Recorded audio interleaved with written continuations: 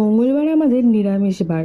তাই জন্য মঙ্গলবার হলেই না একটা আলাদাই টেনশন থাকে যে কি এমন রান্না করব যেটা আমার নিরামিষও হবে আবার টেস্টিও হবে। ওই জন্যে আজ একটু বেগুনটা অন্যরকম করে ভেজেছি।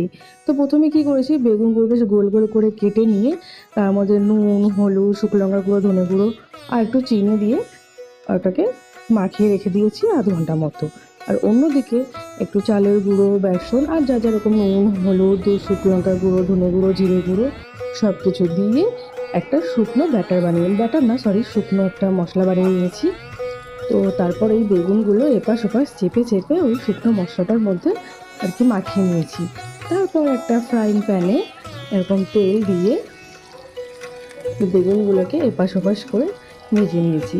তো বেশ বেগুনগুলো উপর দিয়ে ক্রাঞ্চিও হয়েছে আর ভেতরে কিন্তু নরম। খেতে কিন্তু খুব টেস্টি। তোমরা কিন্তু একবার ট্রাই করে দেখতে পারো তোমাদের নিরামিষ বাড়ি। টাটা।